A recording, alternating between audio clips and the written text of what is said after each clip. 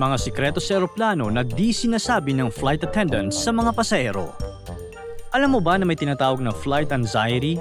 Ang takot na dulot ng mga worst case scenarios na naiisip mo habang nasa ere.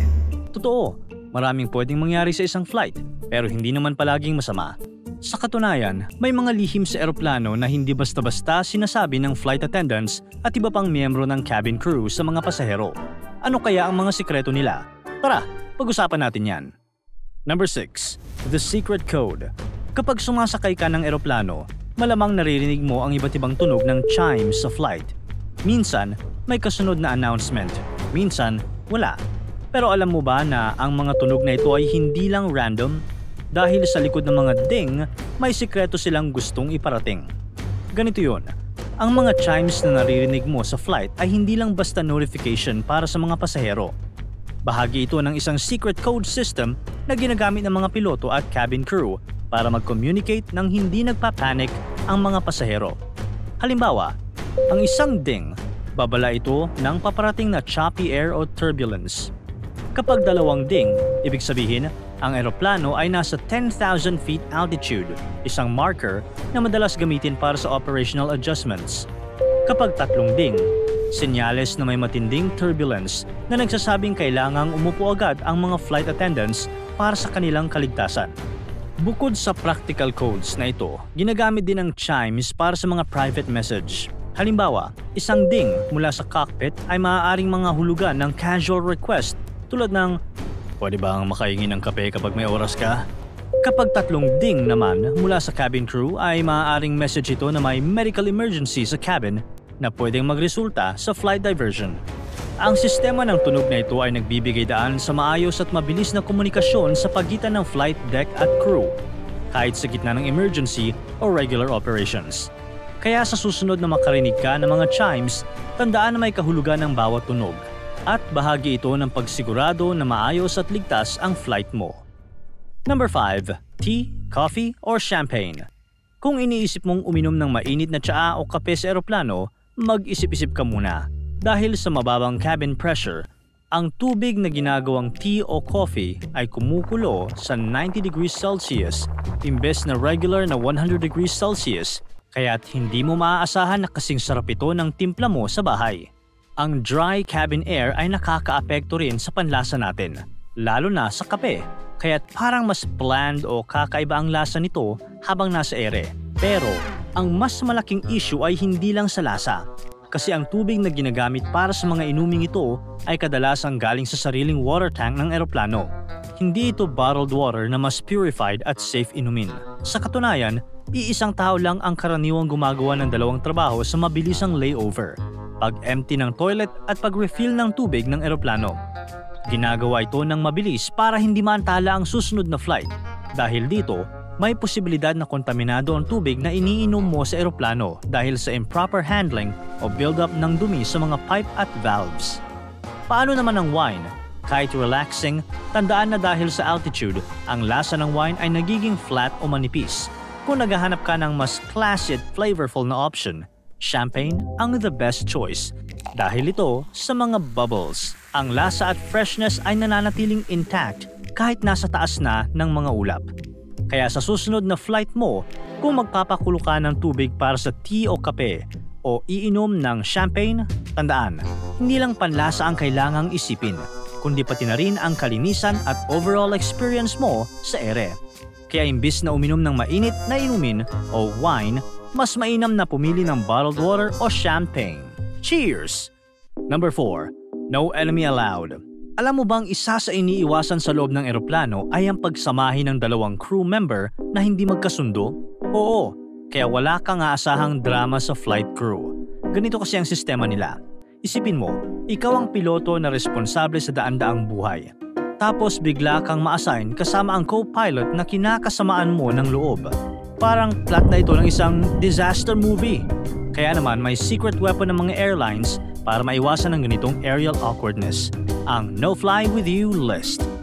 Bawat piloto ay may karapatang mag-nominate ng mga katrabahong ayaw nilang makapartner sa ere. Parang high school yearbook lang, pero imbis na most likely to succeed, ito'y most likely to make me crash the plane.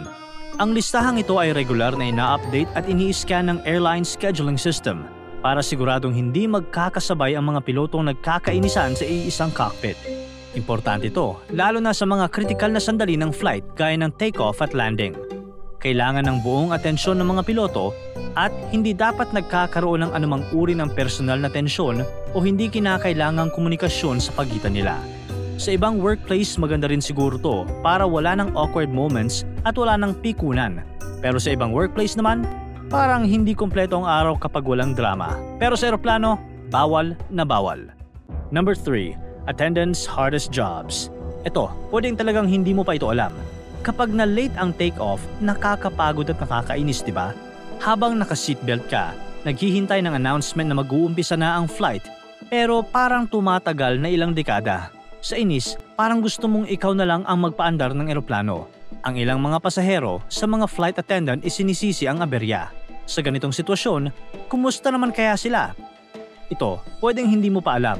Bagamat tumutulong sila sa pag-aasikaso ng mga pasahero at sinasagot ang mga tanong bago mag-take off, sa mga oras na yun, hindi pa sila bayad. Sa katunayan, karamihan ng mga flight attendants at piloto ay hindi kumikita hanggat hindi pa na-release ang parking brake o hindi pa isinara ang main exit door ng eroplano. Ang kanilang sahod ay magsisimula lamang kapag ang eroplano ay nakapag-take off na at titigil ito kapag na-reapply na ang brake at nabuksan ang mga pintuan uli. Hindi lang ito tumutukoy sa actual takeoff, pati ang lahat ng pre-flight preparations ay technically unpaid work.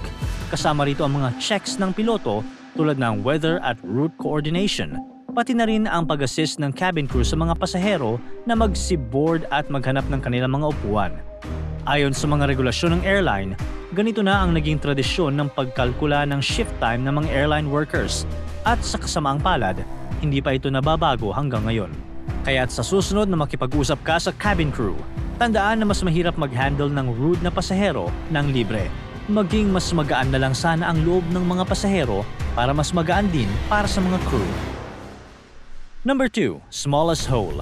Alam mo bang may mga sikreto sa eroplano na hindi napapansin ng karamihan? Kung nakaupo ka sa window seat, baka napansin mo ang maliit na butas sa ibaba ng bintana. Mukhang simpleng detalye lang ito. Pero isa pala ito sa pinakamahalagang safety features ng eroplano. Bakit kaya? Habang tumataas ang eroplano, bumababa ang air pressure sa labas. Kaya naman idinisenyo ang cabin para mapanatili ang ligtas at komportableng air pressure para sa mga pasahero. Pero, ang pagkakaiba ng pressure na ito ay nagbibigay ng matinding stress sa mga bintana. Kaya kailangang maging matibay ang mga ito. Hindi tulad ng karaniwang salamin, ang bintana ng eroplano ay may 3 layer ng acrylic panels para sa maximum safety. Ang panlabas na panel ay nagpoprotekta mula sa mga element at nagpapanatili ng cabin pressure. Kung masira man ito, ang gitnang panel ang nagsisilbing backup. Ang panloob na panel naman ang huling depensa at pumipigil sa atin na aksidenteng masira ang mahalagang parte ng bintana. Yung maliit na butas, tinatawag itong bleed hole at ang trabaho nito ay ibalanse ang air pressure sa pagitan ng gitna at panlabas na panel. Pinipigilan din ito ang pag-fog o pag-frost ng bintana para perfect experience para sa mga gustong tumingin sa labas habang nasa ere. Ngayon, punta naman tayo sa loob ng eroplano. Napansin mo na ba ang maliliit na pula o itim na triangle sa ibabaw ng ilang mga bintana? Hindi ito basta design. Ang mga triangles na ito ay nagsasabi sa cabin crew kung aling bintana ang may pinakamagandang view ng wings ng eroplano. Sa ganitong paraan, madali nilang ma-check kung may problema sa pakpak o makina. Kaya kung biglang tumingin sa bintana mo ang flight attendant, okay lang magulat. Pero don't worry, routine check lang yan. Number 1. Business class or first class. Sa economy class talagang makakamura ka, kaso nga lang, expect the worst. Isipin mo na lang, makikipagsiksikan ka sa masikip na upuan. Maririnig mo ang ingay ng mga batang umiiyak at maaaring maamoy mo pa ang hindi ka nais-nais na hangin mula sa ibang pasahero. Pero kahit ganito, marami pa ring pumipili ng economy dahil sa abot kayang presyo nito. Kaya lang, kapag nakarinig ka ng mga kwento tungkol sa first class, bigla kang mapapaisip, sana all. Pero ang tanong, sulit ba talaga ang napakamahal na first class ticket? Well, para sa crew ng eroplano, oo. Ang first class ay nagbibigay ng pinakamataas na uri ng luho sa eroplano. Kasama dito ang mas maluwang na space, sariling kwarto, personal services at pinakamasarap na pagkain at inumin. pero ang presyo nito ay umaabot ng 6 na beses ng economy ticket. Ang business class naman ay may maraming similar benefits pero mas mura. Karamihan ng mga eroplano ngayon ay may flat beds, masarap na pagkain, priority boarding at access sa airport lounges sa business class. Ang presyo nito ay kadalasan doble lang ng economy ticket. Maraming airlines ang naglalaan ng pera para i-upgrade ang kanilang business class na minsan ay halos kapareho na ng first class. Ang mga pagkakaiba ay makikita sa maliliit na bagay tulad ng mas special menu o mas personal na serbisyo sa first class. Para sa karamihan, ang business class ay nagbibigay ng tamang balanse ng ginhawa at presyo. Malaking upgrade ito mula sa economy pero hindi kasing mahal ng first class at ang matitipid mo rito ay pwede mo nang gamitin sa ibang gastusin.